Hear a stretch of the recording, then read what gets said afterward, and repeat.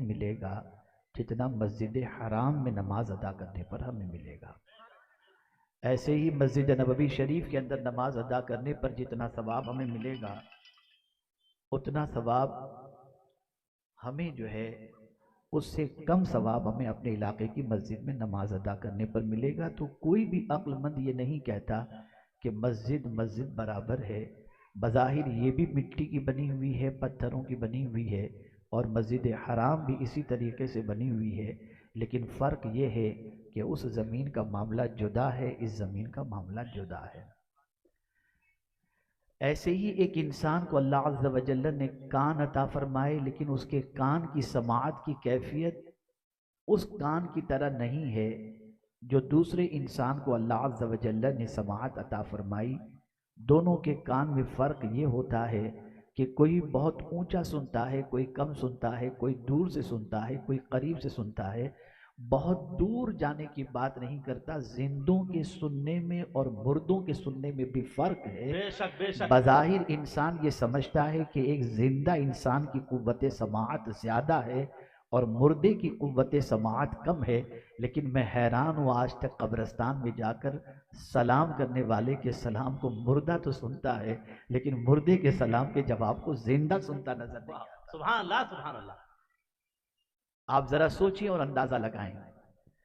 میرے پیارے آقا صلی اللہ تعالی علیہ وسلم کے پیارے دیوانوں، قلت وقت کی بنیاد پر میں اپنے معافی ضمیر کو صحیح طور پر ادا نہیں کر پاؤں گا۔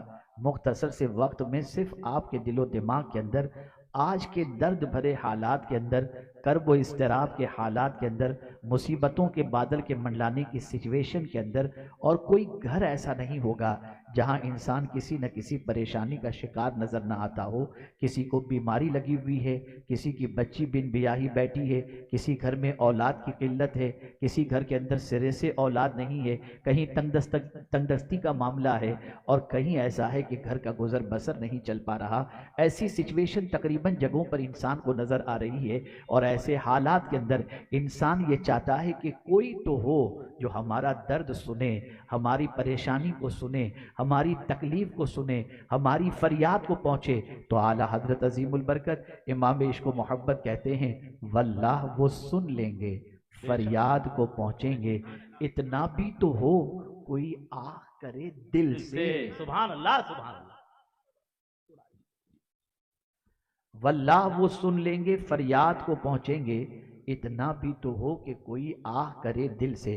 میرے پیارے آقا صلی اللہ علیہ وسلم کے پیارے دیوانوں، اعلیٰ حضرت عظیم البرکت نے قسم کھا کر کے کہا واللہ، اور پھر یقین کے ساتھ کہتے ہیں وہ سن لیں گے، اللہ کی قسم وہ سن لیں گے، اور پھر سنیں گے ہی نہیں، فریاد کو پہنچیں گے۔ قربان جائیے اس یقین پر، لیکن شرط یہ ہے کہ پکارنے والا حضور کو دل سے پکارے۔ میں نے حدیث کے جس ٹکڑے کی تلاوت کا شرف حاصل کیا اس میں حضور اپنی سماعتوں کا تذکرہ فرماتے ہیں کہ آقا کریم صلی اللہ علیہ وسلم کے دیکھنے کی کیفیت اور رسول رحمت صلی اللہ علیہ وسلم کے سننے کی کیفیت عام انسانوں کی طرح نہیں ہے۔ اللہ اکبر۔ میرے آقا صلی اللہ علیہ وسلم فرماتے ہیں میں وہ دیکھتا ہوں جو تم نہیں دیکھتے، اور میں وہ سنتا ہوں جو تم نہیں سنتے۔ اللہ اکبر۔ پیغمبر رحمت صلی اللہ علیہ وسلم کیسے سنتے ہیں اور کس طریقے سے سنتے ہیں، کتنا سنتے ہیں، تو اللہ اکبر، خود رسول رحمت صلی اللہ علیہ وسلم ابھی فرش گیتی پر جلوہ گر نہیں ہوئے تھے، اعلان نبوت نہیں فرمایا تھا،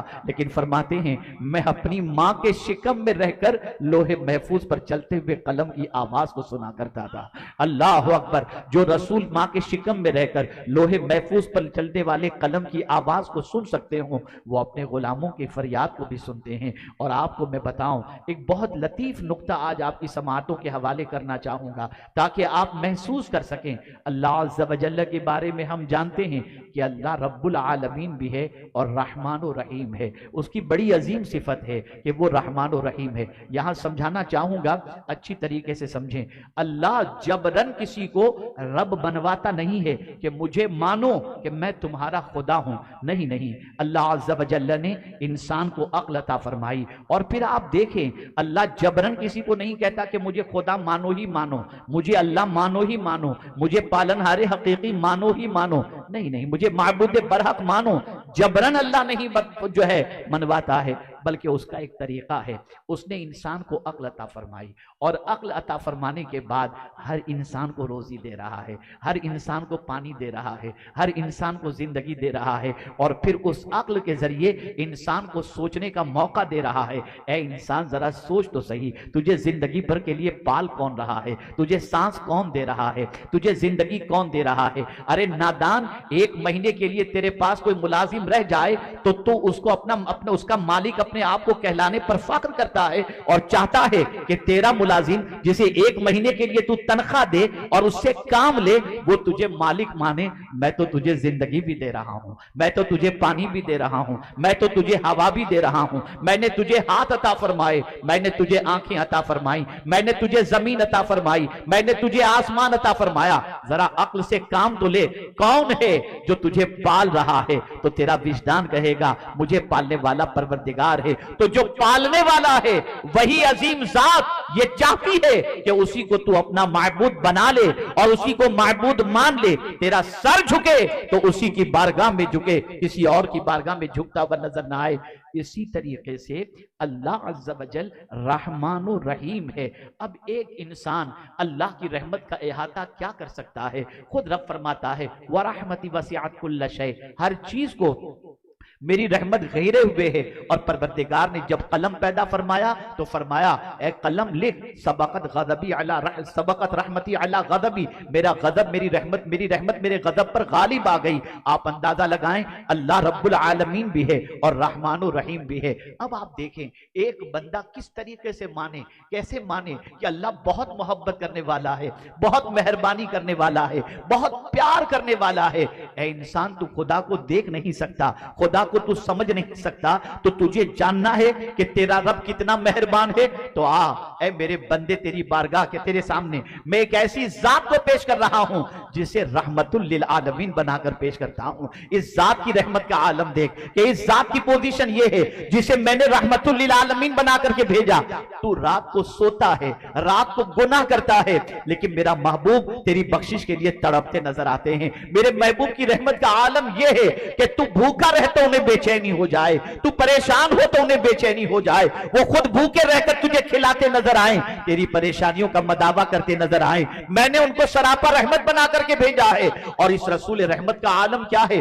جب امتی کی یاد آتی ہے, بلکہ ہمیشہ امتی کی یاد آئی تو امت کی محبت میں روتے نظر آتے ہیں, بھوکوں کو کھلاتے نظر آتے ہیں, پیاسوں کو پلاتے نظر آتے ہیں, اپنے پاس کچھ رکھتے نہیں لٹاتے نظر آتے ہیں. اسی لیے میرے امام کہتے ہیں کریم ایسا ملا کہ جس کے کھلے ہیں ہاتھ بھرے خزانے, بتاؤ اے مفلسوں کہ پھر کیوں تمہارا دل اضطراب میں ہے. آقا رحمت للعالمین ہے اور سرکار کی رحمت کا عالم یہ ہے کہ زمین کے اوپر بھی اگر انسان ہے تو حضور کی رحمت کے سائے میں جی رہا ہے, زمین کے اندر بھی ہے تو سرکار صلی اللہ علیہ وسلم کے جمال جہاں آرا کی رحمت میں جی رہا ہے. اور میدان محشر کے اندر بھی جب کوئی پرسان حال نہیں ہوگا تو رسول رحمت صلی اللہ علیہ وسلم کی ذات بابرکت ہی ہوگی جو ایک پریشان حال امتی کی نجات کا سامان تیار کرتے ہوئے نظر آئیں گے. تو اب کہنے کا مقصد یہ ہے کہ ایک انسان جب اللہ کی رحمت کو سمجھنا چاہتا ہے تو مصطفیٰ جان رحمت کی رحمت کو دیکھ لے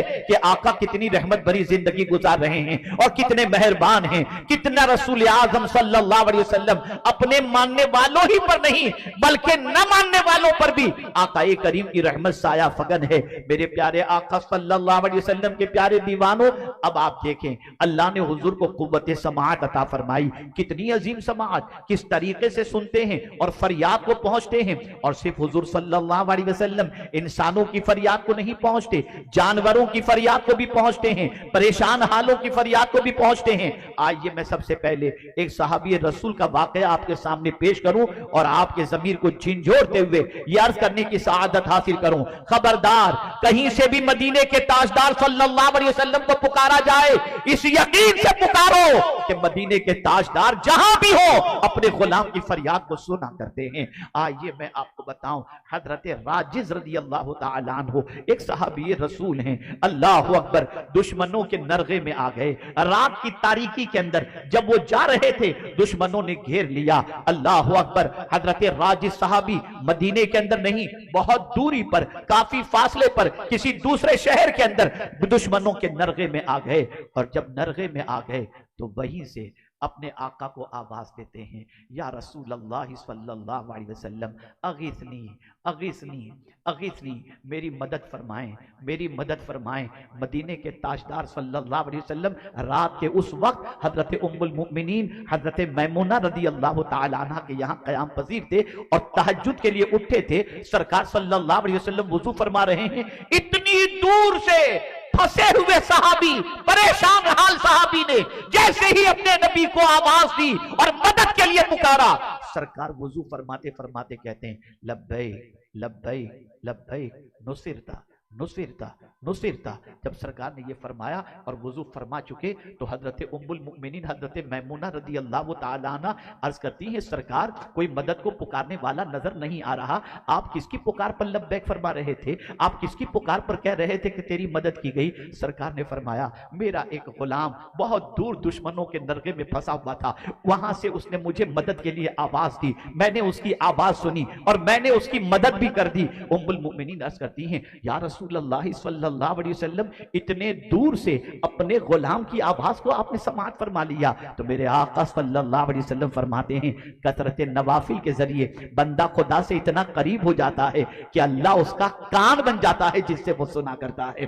اور میرے پیارے آقا صلی اللہ علیہ وسلم کے پیارے دیوانوں، آپ اندازہ لگائیں، یہ حدیث کی کتاب کے اندر حضرت راجس کا واقعہ موجود ہے اور سرکار نے ان کی مدد فرمائی، لیکن انہوں نے پکارا کیسے تھا؟ پہلے تو ان کو یقین تھا، اس لیے یقین کی وجہ سے انہوں نے پکارا تھا کہ میرے مصطفیٰ مدد فرمائیں گے، اور ساتھ ہی ساتھ انہوں نے رسمی طور پر نہیں دل سے پکارا تھا۔ تو میرے اعلیٰ حضرت کہتے ہیں واللہ وہ سن لیں گے، فریاد کو پہنچیں گے، اتنا بھی تو ہو کوئی آہ کرے دل سے، دل سے پکار کر دیکھو۔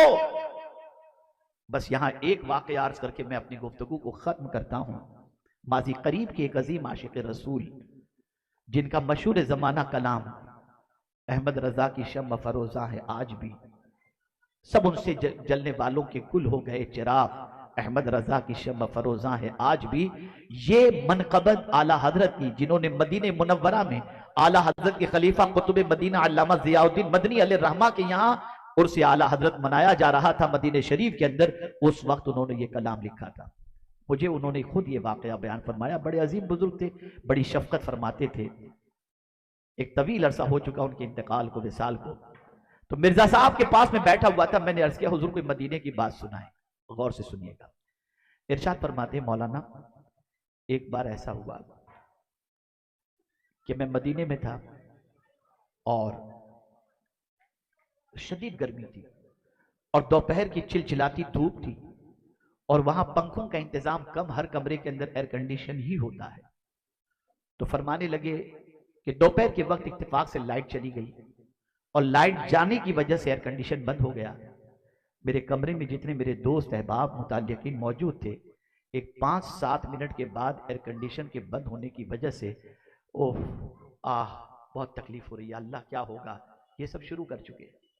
کوئی پٹھا ڈھونڈ رہا ہے، کوئی دوسری چیز ڈھونڈ رہا ہے جس سے وہ تھوڑی سی ہوا کر کے اپنے آپ کو ٹھنڈک پہنچائے، لیکن میں ایک کونے میں بیٹھا تھا، میں نے کسی سے کوئی چیز طلب بھی نہیں کی کہ مجھے پنکھا کرو، مجھے گرمی ہو رہی ہے، کچھ بھی نہیں۔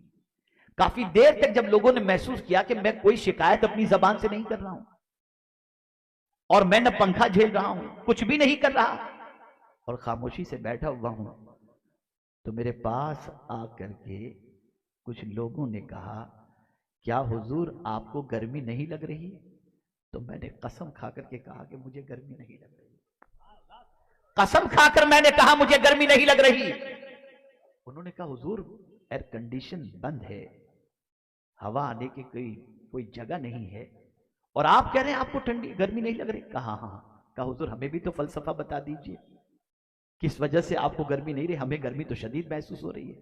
مرزا صاحب نے فرمایا جب ایئر کنڈیشن بند ہوا تم نے فریاد انسانوں سے کی، میں نے فریاد مدینے کے تاجدار سے کی۔ جیسے ہی ایئر کنڈیشن بند ہوا اور تھوڑی دیر کے بعد میں نے گردن جھکائی اور میں نے اپنے نبی سے عرض کیا حضور میں آپ کا مہمان ہوں، کرم کی نظر فرما دیں، بس اتنا کہنا تھا، ایسا لگتا ہے کہ گنبد خضرا سے ٹھنڈی ٹھنڈی ہوائیں آ رہی۔ اے رسول اعظم صلی اللہ تعالی علیہ وسلم کے پیارے دیوانوں، ذرا عشق صحیح کر کے دیکھو، محبت صحیح کر کے دیکھو، صحیح معنوں میں الفت کا چراغ سینے میں جلا کر دیکھو۔ جب یہ کیفیت پیدا ہوگی تب جا کر کے کہیں سے بھی پکارو گے مدینے کے تاجدار صلی اللہ علیہ وسلم کی نصرت شامل حال ہو جائے گی۔ اے رسول اعظم صلی اللہ علیہ وسلم کے دیوانوں، ظالم لوگ یہ کہتے ہیں کہ سرکار معاذ اللہ دور سے پکارو تو نہیں سنتے۔ ارے نادانوں، ابھی وجود میں دنیا میں سرکار کا جسد اقدس نہیں آیا تھا، شکم مادر میں تھے، لوہے محفوظ پر چلتے ہوئے قلم کی آواز کو سنتے تھے، اور اس بات پر تو سب کا اتفاق ہے۔ اور حیرت کی بات ہے، فریاد اگر کوئی کرے تو دشمن کہتا ہے کہ حضور نہیں سنتے، لیکن اگر حضور صحابہ کے ساتھ تشریف فرمائیں، اس حدیث کو پڑھتے بھی ہیں، پڑھ کر سناتے بھی ہیں، سرکار صلی اللہ علیہ وسلم صحابہ کے ساتھ تشریف فرماتے، کسی چیز کے گرنے کی آواز آئی تو صحابہ نے عرض کی، سرکار صلی اللہ علیہ وسلم نے صحابہ سے فرمایا تمہیں معلوم ہے یہ کس چیز کے گرنے کی آواز ہے؟ صحابہ نے کہا نہیں۔ سرکار صلی اللہ علیہ وسلم نے فرمایا جہنم میں ایک پتھر گرا تھا، وہ 70 سال پہلے گرا تھا، اب جا کر جہنم کی تہہ کے اندر پہنچا ہے جس کی آواز یہ آئی ہے۔ آپ ذرا سوچو، کہاں جہنم اور کہاں جنت اور کہاں زمین، لیکن مصطفیٰ جان رحمت کی سماعتوں کا عالم یہ ہے۔ اسی لیے میرے امام کہتے ہیں ہم یہاں سے پکاریں وہاں وہ سنیں، مصطفیٰ کی سماعت پہ لاکھوں سلام۔ یہ اتنا تفصیلی موضوع ہے کہ میں تمہید پر اگر گفتگو کرتا اور تمہیدی کلمات آپ کے سامنے پیش کرتا تو موضوع اور اجاگر آپ کے سامنے ہو جاتا اور آپ اچھی طریقے سے سمجھ پاتے۔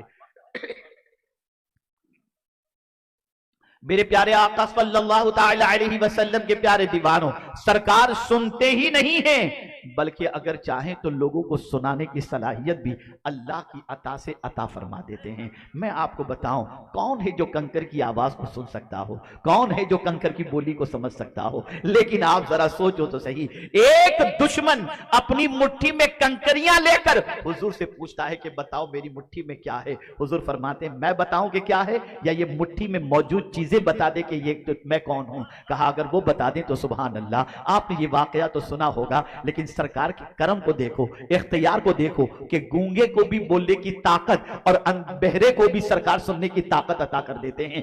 آپ ذرا سوچو، کنکری بولنے کی طاقت نہیں رکھتی، لیکن حضور کے کہنے پر کنکریوں نے کلمہ بھی پڑھا، اور وہ کافر جو انسان کی بولی نہیں سمجھتا تھا وہ بھی کنکریوں کے کلمے کو سننے پر تیار ہو گیا۔ پتا چلا یہ مصطفیٰ جان رحمت صلی اللہ علیہ وسلم کو اللہ کی طرف سے عطا کرنا قوت ہے اور یہ طاقت ہے۔ اے رسول اعظم صلی اللہ علیہ وسلم کے دیوانوں، ہم ایسے دور سے گزر رہے ہیں، ایسے حالات سے گزر رہے ہیں جہاں ہمارا رشتہ نبی سے توڑا جا رہا ہے۔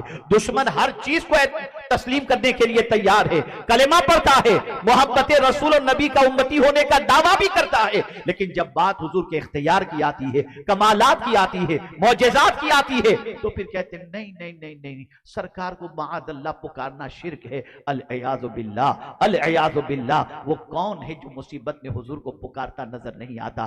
نادانوں، میں ایک سوال آپ کی سماعتوں کے حوالے کر کے اور خاص طور پر ان لوگوں کی سماعتوں کے حوالے کرنا چاہوں گا جو حضور صلی اللہ علیہ وسلم سے بے اعتنائی برتتے ہیں اور رسول رحمت صلی اللہ علیہ وسلم سے اپنے تعلق کو کمزور کرتے ہیں اور رسول اعظم صلی اللہ علیہ وسلم کو معاذ اللہ اپنے جیسا انسان تصور کرتے ہیں۔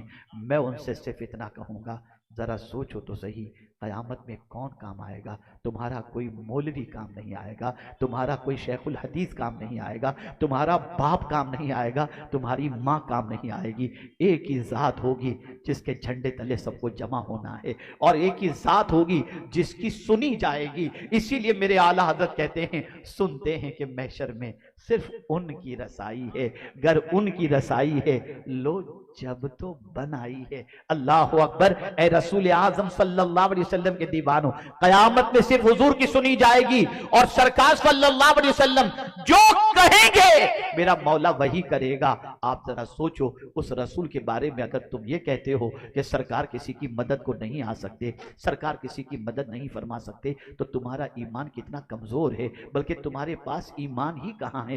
ان کو تو بھیجا ہی اس لیے گیا کہ مصیبت زدوں کی مصیبتوں کو دور کریں، پریشان حالوں کی پریشانیوں کو دور کریں، اور وہ صرف زمین پر تھے تب ہی پریشانی دور نہیں کرتے تھے، وہ آج زمین کے اندر ہیں تب بھی پریشانی دور کرتے ہیں۔ ایک بہت سمجھنے والی دلیل آپ کے سامنے پیش کروں، کیا یہ सच नहीं है कि आज भी अगर कोई उम्मती रसूल आजम पर दुरूद पढ़ता है तो सरकार सल्लल्लाहु अलैहि वसल्लम मोहब्बत और दिल से पढ़े जाने वाले दुरूद को खुद सुन लेते हैं, और जो यूं ही दुरूद पढ़ता है फरिश्ते उस दुरूद को हुजूर की बारगाह में पहुंचाते हैं। अब मेरा सवाल उन लोगों के हवाले है कि जो दुरूद पढ़ते भी हैं, नमाज में भी पढ़ते हैं, आम तौर पर भी पढ़ते हैं, बताओ ये एक बार दुरूद पढ़ने पर तुम्हें 10 नेकियां मिलेंगी कि नहीं मिलेंगी? 10 गुनाह माफ होंगे कि नहीं होंगे? 10 दर्जे बुलंद होंगे कि नहीं होंगे? तो मुझे बताओ, मदद कहते किसको हैं? परेशानी को दूर करना किसको कहते हैं? अरे तुम दुरूद पढ़ो तो तुम्हारे गुनाह माफ हो जाए। अब जब नबी पर दुरूद का ये हाल है तो ज़ाते मुस्तफा का आलम क्या होगा?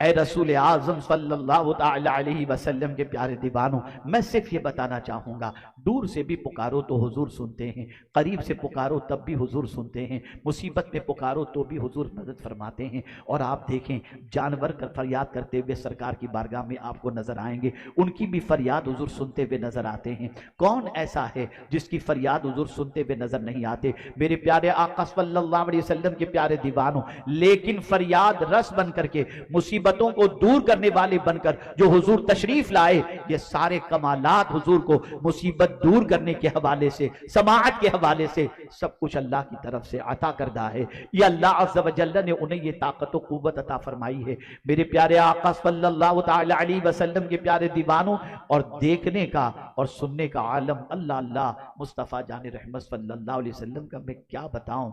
मेरे प्यारे आका सल्लल्लाहु अलैहि वसल्लम के प्यारे दीवानों, हज़रत सुलेमान के सुनने का आलम देख लीजिए। हज़रत सुलेमान अलैहिस्सलातु व तस्लीम जब तशरीफ ले जा रहे थे अपने लश्कर के साथ, बहुत दूर थे। आप जरा सोचो, उनकी नज़र का आलम और उनकी समाअत का आलम।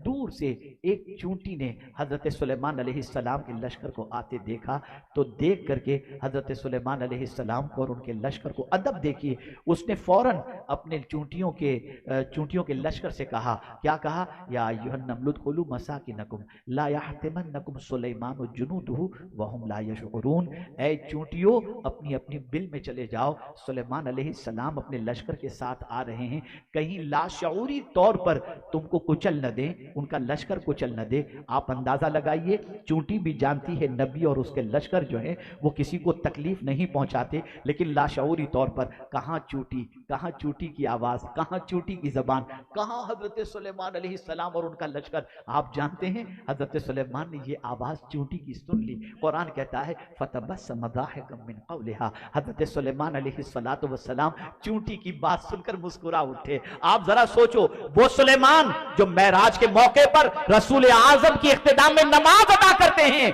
वो सुलेमान अलैहिस्सलाम के सुनने का जब ये आलम है, तो उनके सरदार मदीने के ताजदार के सुनने का आलम क्या होगा।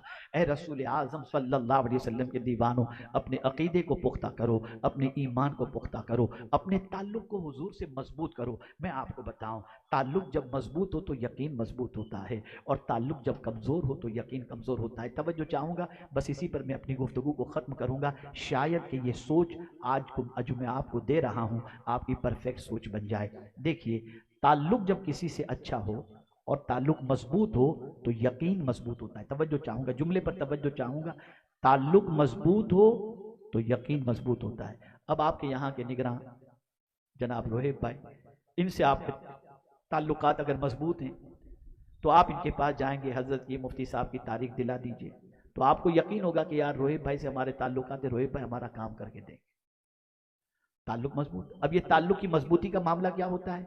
आपका मिलना जुलना है, राब्ता है, उठना बैठना है, खाना पीना है, तो ताल्लुक रखने पर ताल्लुक मजबूत होता है। तवज्जो चाहूंगा, ताल्लुक रखने पर ताल्लुक मजबूत होता है, और ताल्लुक जब मजबूत हो तो यकीन मजबूत होता है।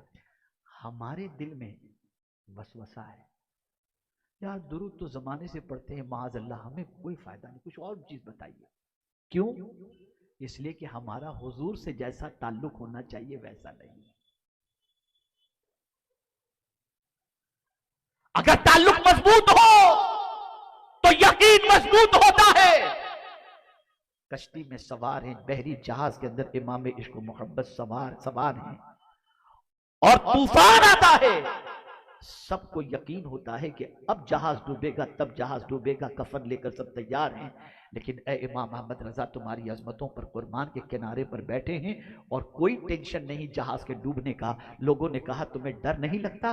جہاز ہچکولے کھا رہا ہے، اب ڈوبے گا کہ تب ڈوبے گا؟ تو امام احمد رضا کا یقین بولتا ہے کمزور ڈائل کرنا پڑتا ہے، تب جا کر کے رابطہ ہوتا ہے، اور کبھی ایسا بھی ہوا بھی اور نہیں بھی ہوا، سامنے والا نیٹ ورک اس کا کمزور ہے یا کوئی اور مسئلہ ہے تو رابطہ نہیں ہو سکتا، لیکن کوئی یہ نہیں کہہ سکتا کہ درود پڑھنے سے حضور سے رابطہ نہیں ہوتا۔ ایسا عمل ہے کہ ادھر پڑھے کہ فوراً حضور سے کانٹیکٹ مضبوط ہو گیا۔